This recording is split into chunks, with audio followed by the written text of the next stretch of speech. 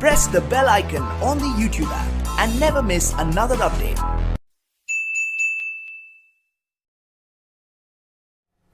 Hello viewer, welcome to Raju Sen Gupta classes. मैं रश्मि। तो अभी हम लोग उसी चैप्टर में हैं जो AD and its related terms. ये चैप्टर देखिए काफ़ी बड़ा है क्योंकि इसका रिलेटेड टर्म्स छोटा छोटा बहुत सारा है, तो तोड़ तोड़ के छोटा छोटा करके अलग अलग वीडियो बना के दे रहे हैं ताकि आप लोगों को समझने में आसानी हो। आज का जो टॉपिक है ये इसी चैप्टर का है, एग्रीगेट डिमांड का ही है, और इसका आज का जो टर्म्स है ये है प्रोपेंसिटी टू सेव। ठीक है, जैसे कि लिख दिए हैं कि प्रोपेंसिटी और टू सेव का डिफिनीशन क्या है। ये डिफिनीशन कौन दिए थे? पीटरसन दिए थे। ठीक है, क्या बताए थे? Propensity to save may be defined as a schedule showing amounts that will be saved at different levels of income. ये क्या है? ये एक शेड्यूल है। जब हम लोग क्या करते हैं, एक टेबल या एक शेड्यूल बनाते हैं कि किस किस इनकम पे कितना कितना इनकम पे कितना कितना हम लोग सेविंग करते हैं। जब इसका एक शेड्यूल बनाते हैं, इसको हम लोग क्या बोलते हैं? Propensity to save. ठीक है, यहाँ लिखा हुआ है कि propensity to save may be defined as a schedule showing amounts that will be saved at different levels of income. ये डिफिनीशन कौन दिए थे? पीटरसन दिए थे। क्या? It is the ratio of saving to income at different level of income. ठीक है, देखिए हम लोग इसके पहले पढ़े हैं y इक्वल्स टू क्या होता है? c plus S. ठीक है, तो कंजप्शन फंक्शन भी बताए थे कि क्या है? Function of consumption and income, यानी कि इनकम में से जितना पैसा हम लोग कंजप्शन कर लेते हैं, बाकी पैसे को हम लोग क्या करते हैं? अगर ज़्यादा पैसा रहता है, ज़्यादा इनकम रहता है तो उसको सेव कर लेते हैं। तो सेविंग भी क्या होगा? सेविंग भी किस पे रिलेटेड होगा? किस पे डिपेंड करेगा? इनकम पे डिपेंड करेगा। इसको भी केन्स ही बताए थे। ठीक है, क्या बताए थे? Saving is the function of Y. जिस तरह consumption is the function of Y, इसी तरह saving is the function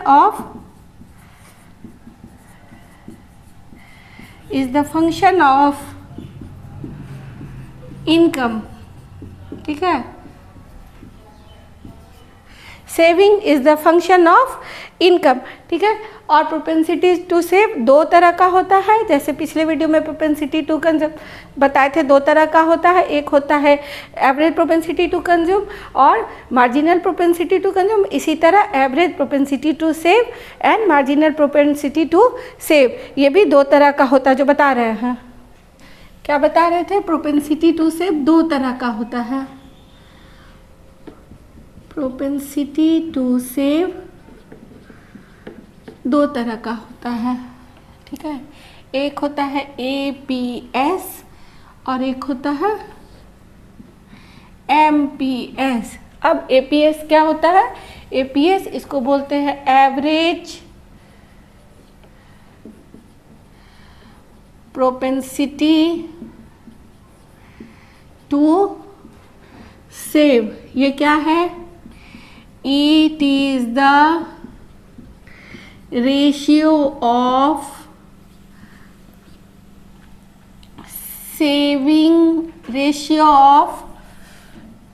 saving to the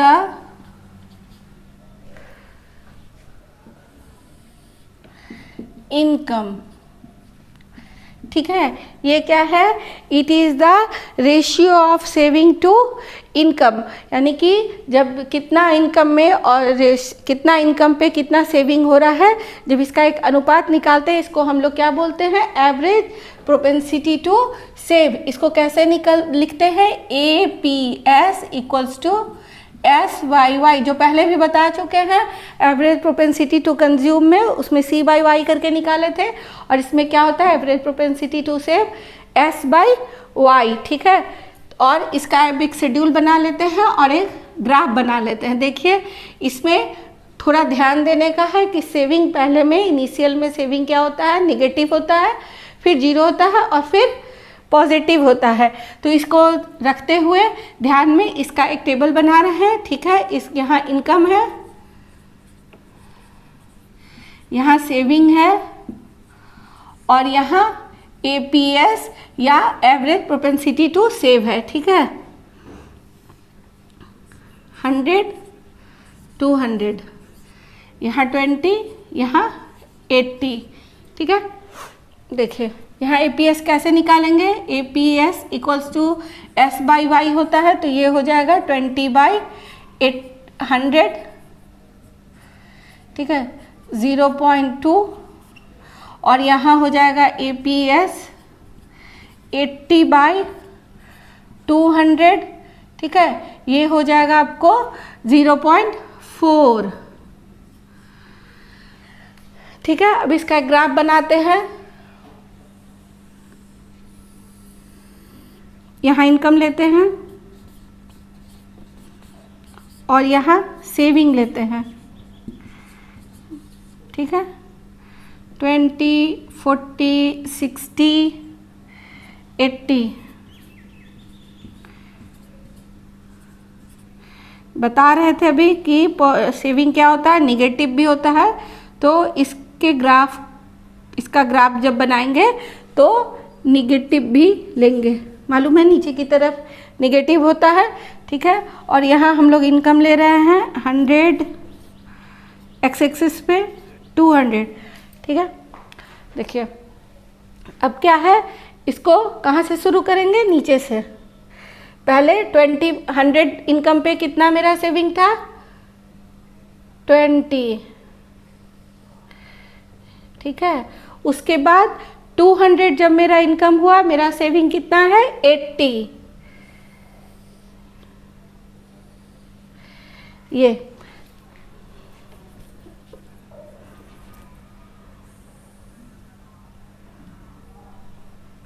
ठीक है, देखिए। लेकिन जब इसका हम लोग ग्राफ बनाएंगे तो नीचे से लाएंगे, क्योंकि इनिशियल में हम क्या बताए थे कि जब भी सेविंग का ग्राफ बनता है, कर्व बनता है, वो निगेटिव पहले होता है, फिर बाद में वो पॉजिटिव होते जाता है।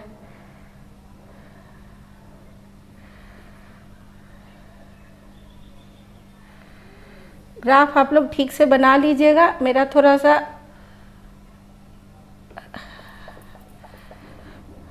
बोर्ड पे घिसक जाता है।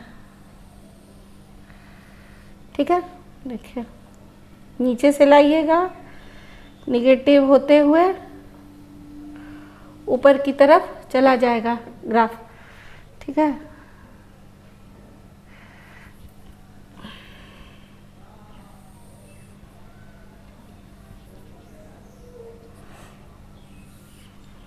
ठीक है, देखिए ये हो गया मेरा। जब 100 इनकम था, मेरा 20 सेविंग था, 200 करोड़ में लिखिएगा इनकम था, तो मेरा सेविंग कितना हो गया है, 80 हो गया है। और इसका जब हम लोग APS कैसे निकाले हैं, 20/100 S/Y करके 0.2, 80/200 0.4। ठीक है, और जब इसका हम लोग ग्राफ बनाए हैं तो इसका ग्राफ इस तरह से आएगा, सेविंग का कर्व निगेटिव होते हुए फिर 20 पर, फिर 80 पर आ गया है। अब इसके बाद चलिए बता रहे हैं MPS। चलिए अब बता रहे हैं MPS या मार्जिनल propensity to save। ये क्या है, it is the ratio of change in saving to change in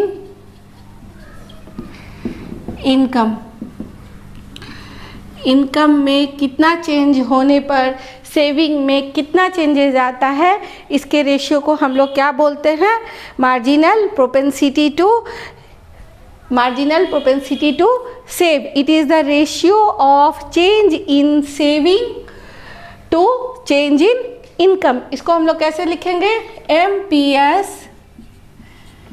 change in saving by change in income. ठीक है, आइए इसका एक शेड्यूल बना लेते हैं। यहाँ पर लिखेंगे इनकम, यहाँ चेंज इन इनकम,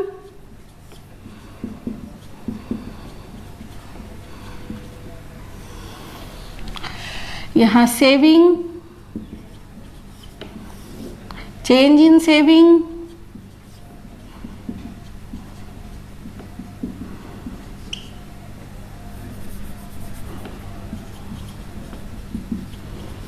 और यहाँ MPS या मार्जिनल प्रोपेंसिटी टू सेव, ठीक है।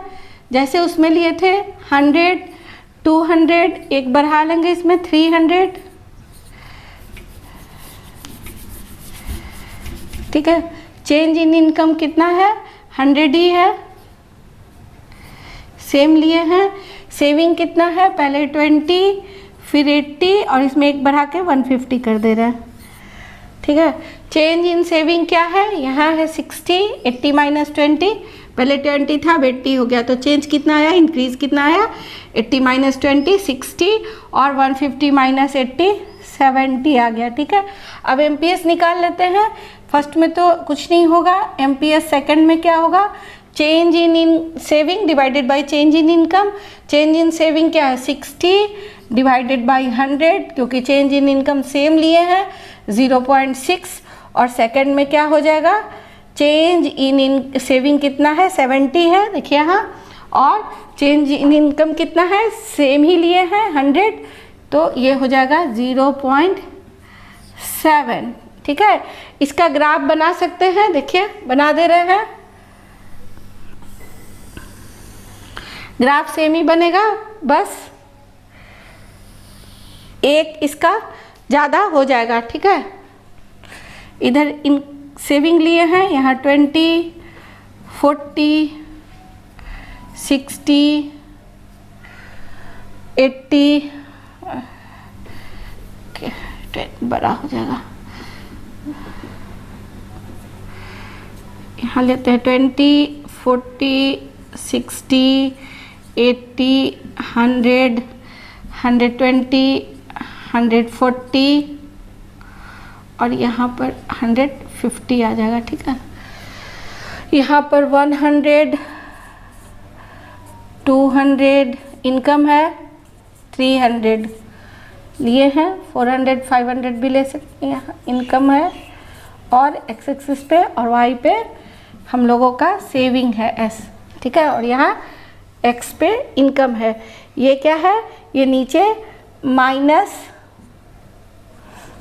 माइनस 40 कर लीजिए, ये माइनस सेविंग का पार्ट है, ठीक है। यहाँ पर सेविंग क्या होता है, निगेटिव होता है, ठीक है। चलिए बना लेते हैं। 100 इनकम पे कितना मेरा सेविंग था, 20, ठीक है। और फिर 200 पे कितना मेरा सेविंग था, 80,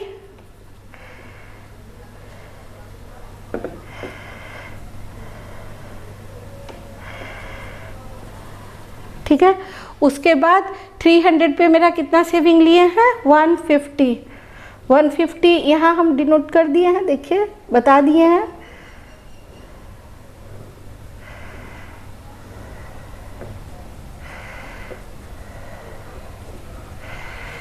ठीक। हमेशा क्या बताए हैं, निगेटिव से सेविंग को शुरू करना है और उसके बाद ऊपर की तरफ ले जाना है, ठीक है। ये हो गया आपका, ये यहाँ जो चेंजेस आया है, यहाँ पर MPS लिख सकते हैं, निकाल दिए हैं, यहाँ जगह कम हो जाएगा इसलिए नहीं लिख रहा है, आप लोग लिख लीजिएगा जैसे, हाँ। और ये हो गया आपका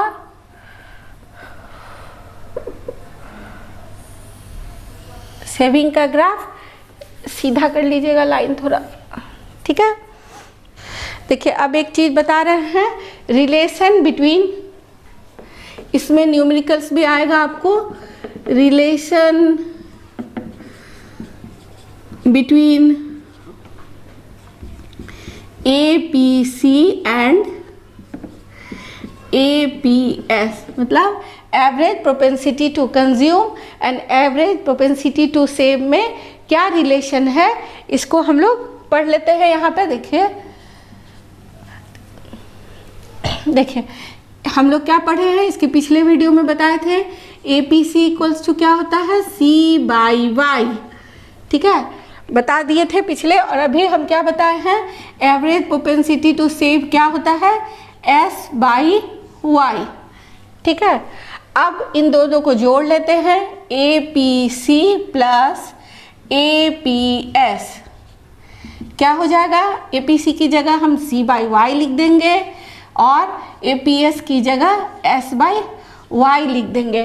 तो हम लोगों को क्या मालूम है, पहले इनकम कंजप्शन और सेविंग से मिलकर बना होता है। इनकम में कंजप्शन और जो बचता है कंजम्पशन के बाद इनकम का हिस्सा, उसका हम लोग सेविंग कर लेते हैं। तो यहाँ पे हम लोग C plus S by Y लिख सकते हैं, यहाँ देखिए, और C प्लस S की जगह क्या लिख सकते हैं, Y लिख सकते हैं, और ये नीचे तो Y है ही, तो क्या हो जाएगा 1। ठीक है, ये समझ में आया। इन दोनों को हम लोग यहाँ कॉमन लिए हैं। ठीक है, इसका एलसीएम निकालिएगा तो भी पढ़े होइएगा मैथ्स में, एलसीएम निकालने पर इसी तरह लेते हैं हम लोग। और C plus S by Y हो गया, C प्लस S की जगह हम लोग Y ले सकते हैं, तो Y बाई वाई 1 हो गया। तो हम लोग यहाँ से लिख सकते हैं APC plus APS equals to 1, या इसको हम लोग और क्या लिख सकते हैं, अगर APC निकालना होगा, APS दिया होगा, तो हम लोग क्या लिख सकते हैं, APC equals to 1 minus APS, या APS इक्वल्स टू क्या हो जाएगा 1 माइनस APC। ठीक है, इक्वल्स टू का साइन के इधर जब लाते हैं तो इसका साइन चेंज हो जाता है, प्लस की जगह माइनस हो जाता है। ठीक है, इसको हम लोग लिख सकते हैं। इस पे न्यूमेरिकल्स आपको आएगा, या तो APC दे देगा, मैंने एवरेज प्रोपेंसिटी टू कंज्यूम दे देगा, और बोलेगा कि APS कितना है 1 माइनस APS, और APS दे देगा और APC निकालना होगा। तो इस फॉर्मूला से हम लोग निकाल सकते हैं। एक बार फिर से देख लीजिए, बता दे रहे हैं। एवरेज प्रोपेंसिटी टू कंज्यूम पिछले वीडियो में हम बता चुके थे कि it is the ratio of consumption to income, कितना इनकम पे कितना कंजप्शन होता है। जब इसका हम लोग रेशियो निकालते हैं, इसको एवरेज प्रोपेंसिटी टू कंज्यूम बोलते हैं। इसी तरह कितना इनकम पर कितना सेविंग होता है, इसका जब हम लोग रेशियो निकालते हैं, इसको एवरेज प्रोपेंसिटी टू सेव बोलते हैं। इन दोनों को जब जोड़ते हैं APC प्लस APS, तो इसकी जगह हम लोग लिख सकते हैं C by Y plus S by Y. Y को कॉमन ले लिए हैं या एलसीएम निकाल लिए, देखिए तो क्या होगा ऊपर में C plus S by Y. C plus S कितना होता है, Y ही होता है, तो Y बाई वाई 1 हो गया। तो हम लोग यहाँ इस फॉर्मूला से लिख सकते हैं APC plus APS equals to 1, या APC equals to 1 minus APS, या APS equals to 1 minus APC। ये दोनों ही फॉर्मूला आपको निकालने भी दे सकता है, या इस पे ऑब्जेक्टिव आएगा कि APS दे देगा और APC बोलेगा कितना है, उसका 4 ऑप्शन दे देगा और टिक करने बोलेगा, तो आपको निकाल के बताना होगा। और कुछ न्यूमेरिकल्स भी हम बता देंगे। पहले इसके पहले हम आप लोगों को एक और चीज़ है, रिलेशन बिटवीन, जैसे APC एंड APS निकाले हैं, इसी तरह MPC एंड MPS निकाल लेंगे। उसके बाद फिर आपको हम MCQ बताएंगे। आइए अब हम लोग क्या पढ़ते हैं, relation between MPC marginal propensity to consume and MPS marginal propensity to save। पूरा नहीं लिख रहा है, शॉर्ट लिख रहा है। ठीक है, तो इसमें हम लोग क्या लिखेंगे, देखिए MPC इक्वल्स टू क्या होता है, marginal propensity to consume, it is the ratio of change in consumption to change in income. इसको हम लोग कैसे लिखते हैं, change in C by change in Y। ये पिछले वीडियो में बताए थे, और अभी थोड़ी देर पहले हम आप लोगों को बता रहे थे मार्जिनल प्रोपेंसिटी टू सेव क्या होता है, change in saving to change in income. ठीक है, तो इसको फिर हम लोग उसी तरह कर लेंगे, MPC plus MPS equals to, यहाँ MPC की जगह change in consumption by change in income लिख देंगे, और MPS की जगह change in saving by change in income लिख देंगे। फिर कॉमन ले लेंगे चेंज इन इनकम को और लिख देंगे यहाँ change in consumption plus change in saving.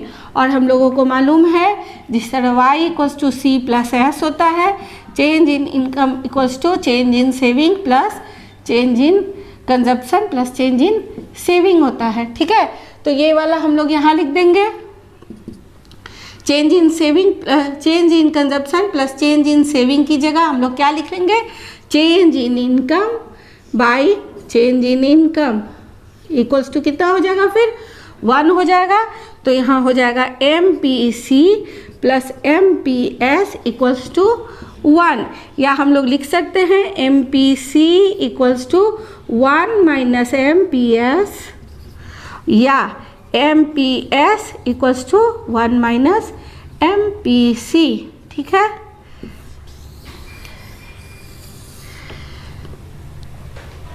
हो गया। आइए अब कुछ हम लोग MCQ बनाते हैं। देखिए कुछ यहाँ पर MCQ लिखे हैं क्वेश्चन, चूँकि अभी एग्ज़ाम में आने वाला है तो थोड़ा कुछ लिख दिए हैं यहाँ पर जितना आ सका है, 1-2 फिल इन द ब्लैंक्स भी दे दिए हैं। ठीक है, तो पहला क्या है यहाँ, supply creates its own demand, who gave this law. ये इसका एग्रीगेट डिमांड वाला वीडियो आप देखिएगा, उसमें हम बता चुके हैं, JBC का दिए थे जिसमें बताए थे कि मार्केट में क्या रहता है, फुल एम्प्लॉयमेंट रहता है और supply creates its own demand, ये भी हम बता चुके थे उस वीडियो में। यहाँ बता रहे हैं कि इसका आंसर क्या होगा, supply creates its own demand given by JBC, ये क्या है, उनका मार्केट लॉ है। ठीक है, उसके बाद general theory of employment interest and money, who is the writer of this book, ये भी हम बताए थे, एक बार फिर बता दे रहे हैं। JBC का मार्केट लॉ जब काम नहीं किया, जब वो फेल हो गया, जब उसमें प्रॉब्लम आने लगा, तो उसके बाद 1930 के मंदी के बाद 1936 में केन्स इस बुक में बताए थे, जिसमें इफेक्टिव डिमांड का वो थ्योरी लेकर के आए थे, general theory of employment interest and money, इसी बुक में वो इस कॉन्सेप्ट को दिए थे। तो इसका आंसर हो जाएगा केन्स। ठीक है,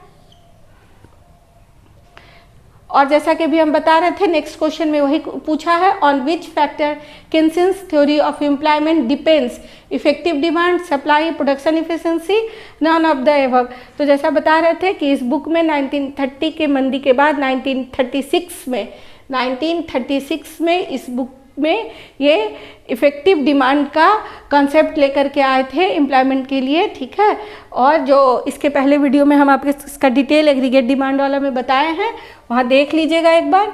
इसका आंसर होगा इफेक्टिव डिमांड। ठीक है, APC plus APS equals to what, यहाँ 4 ऑप्शन है, इनफाइनाइट, 2, 1 एंड 0। अभी बता रहे थे APC plus APS equals to कितना होता है, 1, तो इसका आंसर हो जाएगा 3। Which one is true, MPC plus MPS equals to 0, MPC plus MPS is less than 1, MPC plus MPS equals to 1, MPC plus MPS is greater than 1। तो इसका कौन सा आंसर होगा, 3rd वन, क्योंकि MPC plus MPS equals to 1 होता है। ठीक है, उसके बाद the great depression came in which year, अभी बताया 1930 में ग्रेट डिप्रेशन आया था, जिसमें JBC का मार्केट का लॉ काम नहीं किया। ठीक है, इसी के बाद उस लॉ में को काम नहीं किया था 1930 में। वैश्विक मंदी जिसको कहता है, ग्रेट डिप्रेशन आया था 1930 में। Which of the following is marginal propensity to consume, यानी कि मार्जिनल प्रोपेंसिटी टू कंज्यूम यानी कि MPC, सॉरी। तो यहाँ क्या दिया है, change in income divided by change in consumption, change in consumption divided by change in income, change in income divided by investment, ये I इन्वेस्टमेंट है, या नन ऑफ दीज। अभी हम आपको बता चुके थे मार्जिनल प्रोपेंसिटी टू कंज्यूम क्या होता है, it is the ratio between change in consumption to change in income. तो इसका आंसर हो जाएगा 2। यहाँ 4 हम फिल इन द ब्लैंक्स दे दिए हैं। देखिए क्या है, law of market is given by, तो अभी जैसा कि बता रहे थे लॉ ऑफ मार्केट कौन दिए थे, JBC। ठीक है, यहाँ यही होगा। और यहाँ एक दिया APC, यहाँ फिल इन द ब्लैंक्स दिया है इक्वल्स टू 1, तो यहाँ क्या हो जाएगा APS। ठीक है, बता चुके हैं APC plus APS equals to 1, MPC plus MPS equals to 1। अगर इसकी जगह MPC प्लस ऐसे दे दे इक्वल्स टू 1 दे दे तो यहाँ पर MPS भर देना है। देखिए अब यहाँ 2 दिए हैं, इफ़ MPS 0.80 देन MPC क्या होगा। तो देखिए यहाँ ध्यान दीजिएगा, अभी बताए थे आपको MPC plus MPS equals to होता है 1, या MPC इक्वल्स टू क्या होता है 1 माइनस MPS। तो यहाँ क्या हो जाएगा 1 माइनस 0.80 इक्वल्स टू 0.20। ठीक है, तो इसका आंसर हो जाएगा 0.20। ठीक है, इसी तरह 4 में क्या है, APC दिया 0.7 देन APS क्या होगा। तो APC plus APS equals to क्या होता है 1। ठीक है, तो APS इक्वल्स टू क्या हो जाएगा 1 माइनस APC बता चुके हैं। तो यहाँ डायरेक्ट भी आप लिख के बना लीजिएगा, APS इक्वल्स टू क्या हो जाएगा 1 माइनस 0.7, क्योंकि दिया है APC कितना है 0.7, तो APS हो जाएगा 0.3, या इसको 0.3 या 30 भी लिख सकते हैं, 30 ही लिखिएगा। ठीक है, APS इक्वल्स टू